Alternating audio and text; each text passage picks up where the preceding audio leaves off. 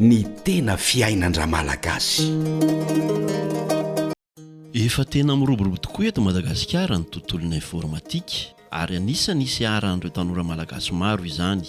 Anisan'izany Safidy, tovolahy tena mbola tanora tokoa, développeur d'application no asany. Izy indray no arahintsika eto amin'ny tena fiainan-draMalagasy.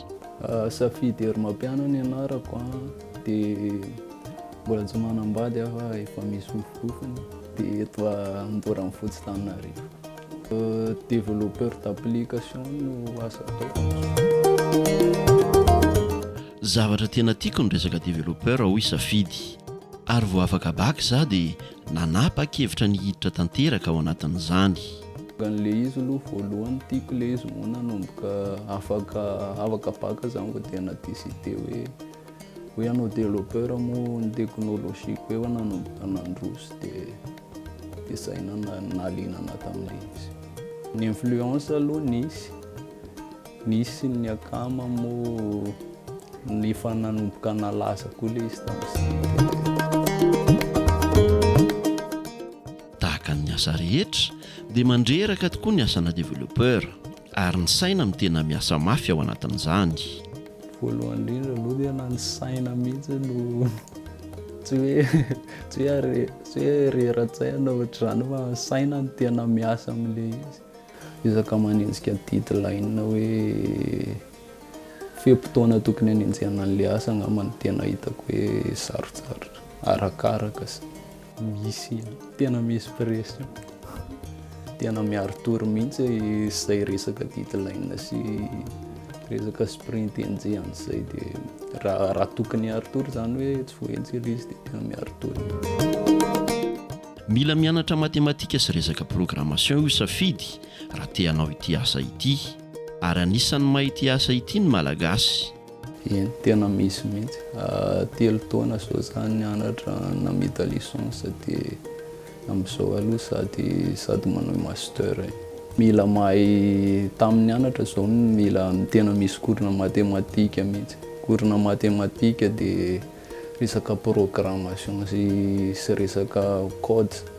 Izay tena tokony hoe izy vita amin'ny malagasy ary ny tena betsaka mahay an'io. Taranja iray mitokana fa ao anatin'ny informatique ihany ny resaka développeur hoy hatrany Safidy. Ny informaticien somary mivelatra kokoa satria informaticien zao misy izy hoe resaka développeur zany tafiditra ao ny resaka développement, resaka administration réseau sy ohatr'izay. Ny développeur zany ohatra hoe branche ray informaticien any izy fa resaka développement n'application. Tena mahavelona tsara ty asa ity ary afaka mivelatra maneran-tany fa tsy voatery eto Madagasikara ihany. Azo atao hoe tena mahavelona izy aloha. Raha ny eto Madagasikara izy dia azo atao hoe mahavelona. Fa ny tena tsara kokoa raha ohatra hoe satria mivelatra iraisam-pirenena mihitsy fa tsy voatery eto Madagasikara. Mialohan'ny nidirana amin'ity asa ity hoy Safidy dia mila tianao aloha ilay asa fa mety ho sahirana ianao raha manandrakandrana fotsiny. Ny afatra zany raha ohatra ho an'ny tanora malagasy diditra amin'ny resaka développement io voalohany indrindra aloha le izy fitiavanao an'le izy hatramin'ny voalohany satria raha zahatra tsy tianao ve moa dia hidikiditra fotsiny fa mila tiana zany aloha le izy. Dia io koa nefa rehefa tena tafiditra ao raha vao tena hitanao hoe tena mety amiko le resaka développement dia mila famanana angamba hoe arakaraka le option tianao atao raha resaka développement d'application zao dia mila mahay matematika aloha, mila mahay notion ana matematika.